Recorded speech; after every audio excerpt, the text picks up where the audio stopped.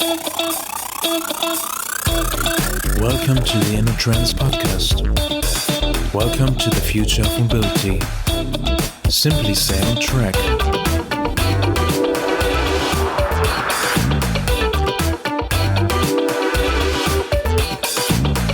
So here we are again, InnoTrans Podcast with our brand new episode, our fourth episode actually, and we're really happy that you tuned in because today we got a special guest and today we're talking a bit more about, let's say, technical stuff. But first of all, as usual, I welcome on show Kerstin Schulz. Kerstin, hi. Hi Tim, how are you? It's getting good actually because we got so many good feedback on our last episode with Michael Peter, CEO of Siemens Mobility. That was really inspiring, and I promise this time we have again a really, really, I don't want to say great episode, but it's a really interesting episode from a different angle of mobility. Maybe let's turn it that way. Kerstin, we got a lot of feedback and people are like really keen on our InnoTrans intro. And I don't want to be the mean guy here because we usually start and you never get to answer these ice-breaking questions. So I thought for this time, Kerstin, I put you in the place. And let's see how you deal with it. And for the people, that is really, we didn't speak about that before. So Kerstin, this is like out of the blue. And here's the question for you. Uh-oh. That rhymes, that's good. At InnoTrans, we have that big ceremony, the opening ceremony. Which guest would you like to have on stage in 2022? Is there someone... maybe not dead, just alive people. Who would you like to have a mind-blowing performance at the InnoTrans opening ceremony? Oh, I have to think about that one. What actually comes in my mind, I would like to have as a guest Richard Branson. Richard Branson, the British visionary, let's say, interpreter. Yeah, he's very visionary. I think he did a railway company. I think he's flying to the moon, and I think he's working on one of the hyperloops as well. So he's also a business magnate, investor, and yeah, you would like to have him at the opening ceremony at InnoTrans. So maybe Sir Richard Charles Nicholas Branson. If you listen to the InnoTrans podcast, feel free. This is an invitation.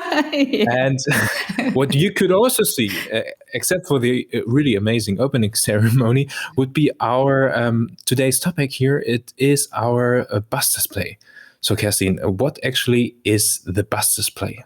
Yeah, the bus display at InnoTrans is very unique because when you drive with a bus directly to the center of the fairground, there's the summer garden, and the buses can stay on static display and go directly from the static display to a 500-meter long circuit called demonstration course, and they can go around and show the electric buses in action. And this is really unique because it's directly connected to all other exhibition halls. And what can you see except for the buses? So the bus is also a really important vehicle for the future of mobility because it's really sustainable vehicle. So what was your favorite item on the bus display at InnoTrans 2018? Is there something in specific? Actually, I remember I saw a visitor running to the Solaris bus. Running? Yeah, running. He was very excited and he said, "Oh, have you seen? This is the Urbino. Oh my God, I can see that Urbino live." And that was really amazing that people are so excited to see the buses live. And actually, the drive system in the Solaris bus, in the Urbino, is from Voith Turbo, our guest today. Guest, yeah. Exactly. This is our guest today. It's Cornelius Weitzmann. And Cassian, I would say thank you for your input as usual. So we learned that Richard Branson is now officially invited to the opening ceremony. Be careful. Greetings. No, okay, maybe, Yeah. maybe.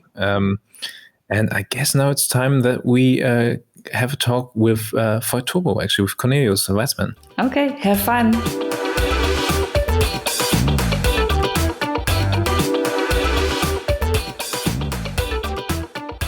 We welcome now on our show Cornelius Weitzmann, CEO of Voith Turbo Mobility. Hello, Mr. Weitzmann. Nice to have you on the show. Hello, Tim Wegner. Nice to meet you. Thanks for having me. Yeah, we meet in this digital space. Hopefully we meet then in person at InnoTrans 2022. Let us start with our InnoTrans intro. It's a bit like breaking the ice. And I've been told that you are a gifted triathlete. And that's a funny story. I only managed to run a half marathon once. And it was a really warm day in Berlin. And I cracked my ankle like 3 kilometers close to the finish line. And I kept on running because I was totally in the mood, and I thought, okay, you're almost done, Tim, run. And I heard some really good music, and then close before the finish line, I saw the finish line. It's really, really nice view in Berlin. You see the Brandenburger Gate and the Fernsehturm, and then the song switched to a Taylor Swift song, which I never put in my playlist. And I was like, how did this song? And I was like totally stressed, and I ran it over the finish line, and I had this really soft Taylor Swift song. So I wonder, if I read your gifted triathlete, what song especially pushes you just before the finish line? Well, first of all, I'm sorry to hear that story, that you had that bad experience while running. Ended good, actually. Ended good, correct. And I have to say, first of all, someone exaggerated totally, because I'm a real hobby triathlon only. But I'm trying to finish without injuries, actually. I'm the one that never listens to music, actually. Never. Because not while doing sports, because I love the silence. Like to just consume the environment around. Really? And, so that's why never music, and I don't remember the music. Especially when you try to reach the finish line, I'm totally, there's no breath, and listening is not so good anymore. So I don't remember, actually. Yeah, I mean, a triathlon is a bit longer than just a half marathon, but no music. That is really impressive, because I need the beat to actually run. But totally respect for doing all this long distancing sport without any music. Wow. Well, and let me say, add that only, as I said, I'm a hobby triathlete only, and therefore I don't do Ironmans. I only do like Olympic distances, and that's shorter, right? That's like. But there's still quite. I guess it's 10 kilometers running, 5 kilometers swimming, and then Yeah, it's 1.5 swimming.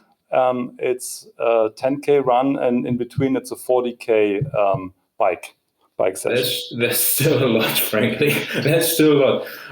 Let us go on. Otherwise, we would have. I guess we could talk about sports for ages. But this is still the InnoTrans podcast, and not not the sport podcast. If you could choose one person in the world, who would you invite to have dinner in the Voith cafeteria? Well, that's always a difficult question to choose. But I would choose Barack Obama, actually. Really? A truly inspiring person and leader. Where my correlation is with him saying, I worked in the US starting in the year 2009, where he was elected president. And I think he was a very positive leader, also in comparison to the one after him, Mr. Trump. Yeah. So this is the guy I would like to have a dinner with, or a canteen meal. Okay, I guess that can be really enlightening. Just read his book. And which historical personality would you like to take actually to the Voith booth at InnoTrans? Well, also now as we talk about InnoTrans, so the rail business, I thought I would pick Mr. Karl Scharfenberg, actually. To set that into context, Mr. Scharfenberg is the inventor of the Scharfenberg coupler, so the main coupling system for trains today. And basically, he invented his patent in 1904. It was granted. And I think he would love seeing an InnoTrans today, the size of the rail industry, and what happened with his idea of the coupler, and what's now happening also when we think about the cargo business, our cargo and coupling systems. And that's actually our topic now.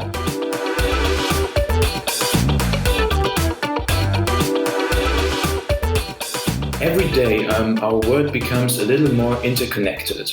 We become even more interconnected with it. International trade actually is booming. In the past, rail freight has not been able to keep pace with the productivity advances of other modes of transport, like shipping or road transport. To maintain competition, companies such as the Deutsche Bahn are striving to automate rail operations to increase productivity by introducing automatic coupling. Automatic coupling is an essential building block for digitization and automation of rail freight in Europe and offers great potential for the entire rail freight system. And what's that actually? We want to talk now with you, Mr. Weitzmann. So first question, how long did your company work on this project actually, and what were the biggest challenges in implementing it? Yeah, thanks for your question. We started actually with thinking about the freight coupling in 2016 on the InnoTrans, where we presented first time a first prototype of how we could do coupling in the freight sector. But it was based on a coupler type that is used a lot today in Eastern Europe. Starting 2017, just after that, we started the discussions, or we were approached by SBB, the Swiss cargo business. They had that vision of how do we get the freight business more competitive going forward. And during these discussions together with the SBB, we basically defined we defined what are the major requirements, and it's all about reliability, transfer of data, and electric energy that has to be used. And therefore, in this process, we decided then for the Scharfenberg coupler, which I mentioned earlier, on why would I bring him to the InnoTrans. Now, so basically, we started this development in 2017. In 2019, then basically SBB started with a real big test of an automatic freight sector.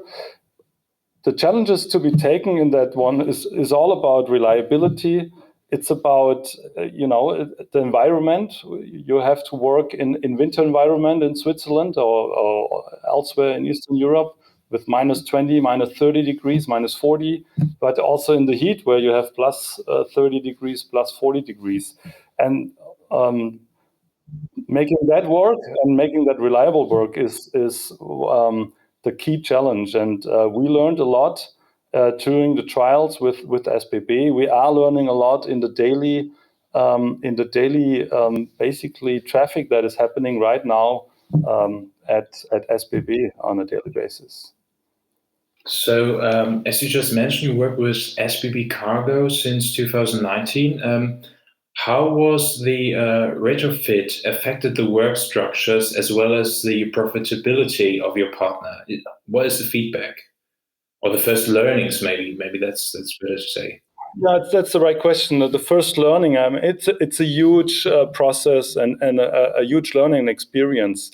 I mean, the target overall is that once you build a train and you have single wagons that you in a marshalling a yard you have to put together to a huge big train, and then this is time consuming, and this is where basically the cargo business on rail is not competitive compared to a truck. And cutting that into half is the target of basically SBB and also other operators.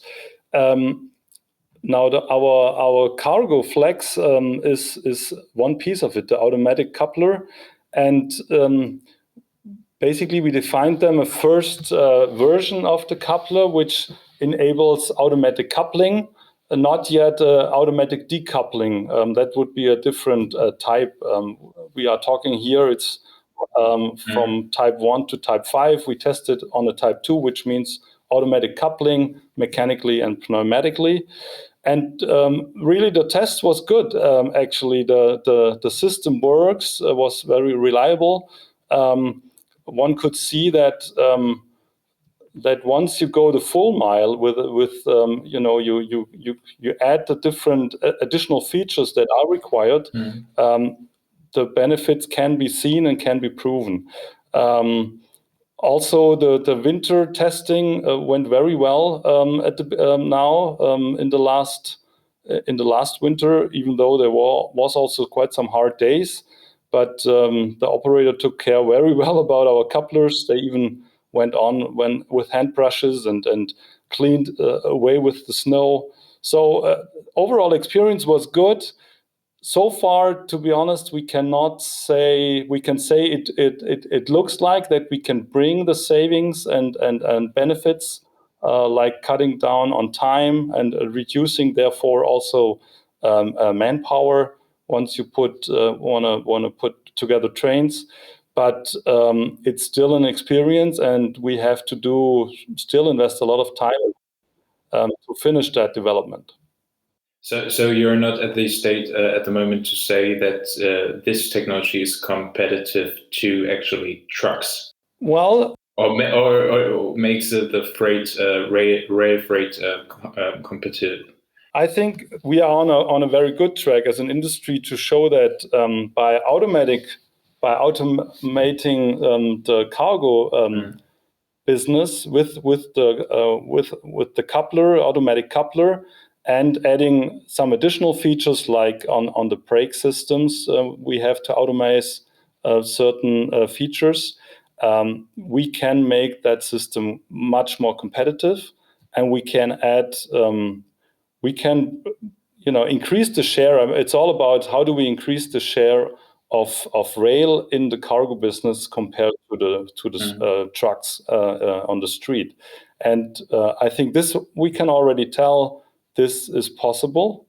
How long will it take? That's a very good question, because the big thing to make it happen is that we have to change a whole system all across Europe, basically, in a very short time frame, as you have to change basically all the wagons towards the new system, the new couplers, the new the new features.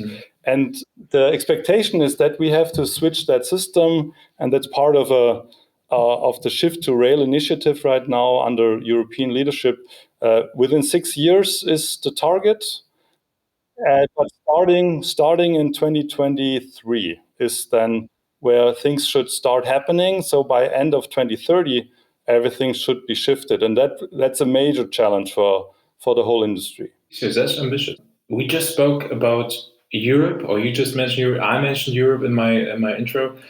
What about the rest of the world? I mean, we are talking about making rail freight more competitive towards the road and the ships. So what is about the rest of the world? You're a global leader. What about the US or China or Asia? Yeah, very good question. I think today this initiative basically starts with Europe, as here we have the situation that the rail cargo business is not that competitive, and we have high labor costs, and we have to improve that if we want to support the Green Deal of the European Union too. Now, once we have achieved that, when we look to the US, that was your question, this is already a rail cargo market because of obviously that it's a huge country, and if you want to go from the west to the east coast, it makes a lot of sense to use trains and let them run. So their share of the cargo business is by far already bigger than it is in Europe. In Asia, basically, also it's different because it's bigger dimensions, and obviously there. It's maybe they come at a later point. Sorry, maybe China comes to that point after Europe has switched that system.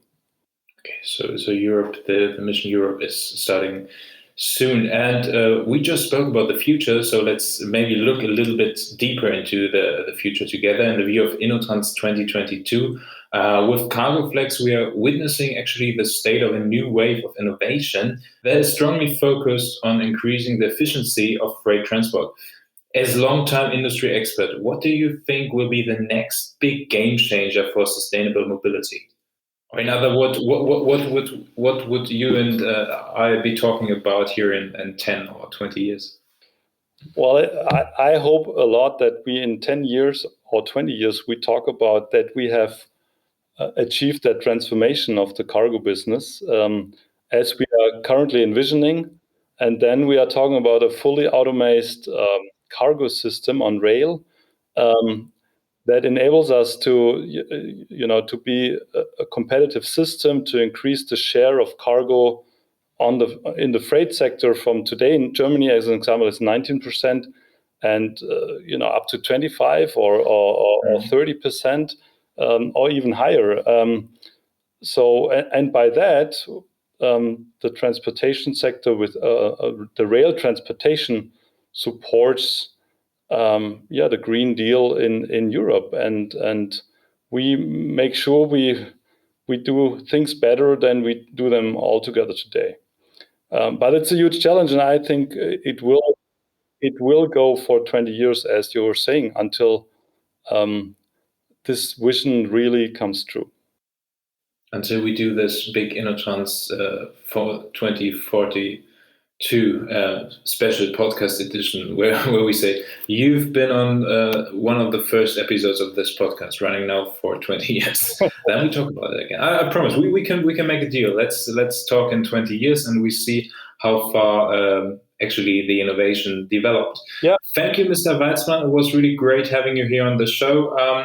Lots of enlightening thoughts, actually. And I'm really looking forward to meeting you and your colleagues at InnoTrans 2022. And actually, I mean, we're doing a podcast, so we can't show the photo actually of the CargoFlex here, but it looks quite impressive to me. For I'm not an expert. It looks smoothly, nice in a way. Thank you.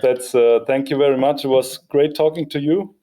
And I'm looking forward. And if I may suggest, I would ask you that we do this podcast again in 10 years, because then we can already show if the first steps that we just discussed really happened. Let's do this. So we meet again in 2031. But before at InnoTrans, that could be. And I guess for our audience, we will maybe have a photo of the CargoFlex in our in an article at our InnoTrans blog online. Thank you for listening. We're really grateful. And if you have any suggestions or any feedback, please write us at podcast@innotrans.de. We are back at the 8th of June with the American InnoTrans exhibitor Comments. Till then, have a good time, stay healthy, and we will hear again. Simply stay on track. Bye.